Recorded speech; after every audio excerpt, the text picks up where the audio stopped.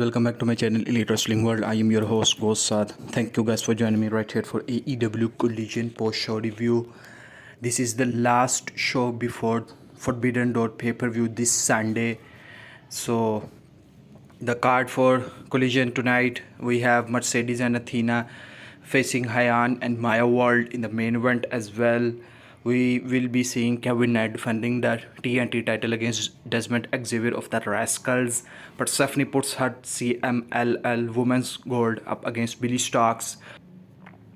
Jericho will face Jerry Drake before his match against Tommaso Ciampa at Beach Break. And also Speedball Mike Bailey and Mistico versus the Premier Athletes. And also Trios contest featuring Conglomeration and the Opps. So loaded card. Let's dive into it and talk about that. So we started off with the Trios titles match. The Conglomeration versus the Opps. Shibata and Strong started the match. The lockup alone was a thing of beauty that old school wrestlers would love. Hook and O'Reilly tagged in. Hook and O'Reilly kept exchanging submission attempts before O'Reilly hit a kick that dropped Hook as well. Cassidy comes in and Hook suplexed Cassidy in response and tagged in Bowens as well. Bowens ripped Orange Cassidy's hands from out of his pockets. Shibata suplexed Cassidy on the apron and then rolled to the floor. We saw Shibata hit a snapmare on Cassidy to set up his PK, but instead hit a running boot. O'Reilly locked an ankle lock on Bowens, which was broken up by Hook as well. Bowens accidentally hit a super kick on Shibata, which led to Hook screaming at him, and the Conglomeration were able to hit a series of moves on Bowens before Strong threw Cassidy on Bowens for the pinfall victory. So again, Conglomeration retaining the title, and we are building the tension between Opps members. Anthony Bowens and Hook are not getting on the same page. So interesting to see what happens in the Opps storyline. The demand said that they were tired of waiting in their quest for gold. The Lethal Twist were walking through the promo shot, and Lethal and Ricochet complimented each other on their haircut before deciding they should talk. So there might be an alliance between the Lethal Twist and the Demand coming soon. The Traders were backstage, noting that Swerve Strickland has hit the first blow in taking out Garcia, but Moxley noted that Ospreay was going to take the kill shot when he got a chance. Ospreay said that AEW wasn't his house anymore and he was just a squatter, and that he was going to make sure Swerve Strickland was just a step on his way to Wembley. Garcia then asked for a handshake from Ospreay. So we are building to the finals of the Owen Ospreay versus Swerve Strickland at Forbidden Door. Next up is Dezmond Xavier versus Kevin Knight for the TNT title. What a banger of a match that was. Fantastic TNT title defense. The chemistry between these two was fantastic. Knight and Xavier opened with some very fast grappling exchange. Xavier hit a Hurricane Run on Knight and then was going to go for a dive, but Knight saw it coming and walked away. We saw Xavier hit a forearm that dropped Knight and then a Meteora for a 2 count. Xavier rolled Knight into the ring and went for a Sky Twister press, but Knight got the knees up and hit a drop kick to the back of Dezmond Xavier head and hitting a crash landing for the pinfall victory. So again, fantastic match, TNT title defense from Kevin Knight, and it's gonna be interesting to see what Kevin Knight's direction will be after the steel cage match on Forbidden Door pay-per-view. The Death Triangle came out and Tekla said that she was someone who does whatever she wants to, even going to Japan and spitting on Stardom. Sky Blue was announced to face Maika at the AEW Forbidden Door buy-in for the qualifying match of the survival of the fittest. And also Tekla said that AEW, New Japan, Stardom and CMLL built the Forbidden Door, but she was going to burn it all down. And pretty much looking forward to the match between Tekla and Starlight Kid for the AEW Women's Championship at Forbidden Door pay-per-view. Next up is Chris Jericho versus Jerry Drake. Jericho and Drake exchanged strikes early on before Jericho hit a Hurricane Rana off the top rope. Drake then hit a cannonball on the corner on Jericho before going for a moonsault, but Jericho rolled out of the way. Drake tried to hit a backbody drop, Jericho rolled into a schoolboy pin for a 2 count. Jericho then hit a cord breaker and Ciampa style knee on Drake before locking on the walls of Jericho for the submission victory. So again, fun little match before Jericho facing Ciampa at Beach Break. Jericho called Tony Schiavone to the ring and said that unless Schiavone said that Jericho was better than Ciampa, he would hurt Jerry Drake.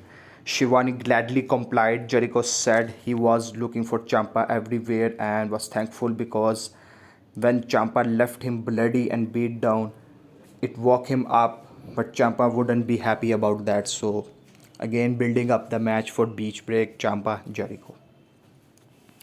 Next up is Billie Starkz versus Persephone for the CMLL Women's World Championship. Starkz took Persephone down and did jumping jacks to taunt Persephone. Starkz then necked Persephone on the ropes and hit a DDT on the apron. Persephone responded to a kick from Starkz with a double arm suplex and a super kick on Starkz for a 2 count. Persephone blocked a PK and hit a suplex with a bridge for a 2 count. Persephone went to the top rope. Starkz pulled her off and went for a senton bomb. Only Persephone moved and then hit a spear and a crucifix bomb for the pinfall victory and retaining the women's title of CMLL. So again, a great showing for Persephone as well before the survival of the fittest match next week on Dynamite. She then ran down and attacked Persephone from behind, locking in a submission. Statlander, Harley Cameron, Queen Aminata ran down to make the save.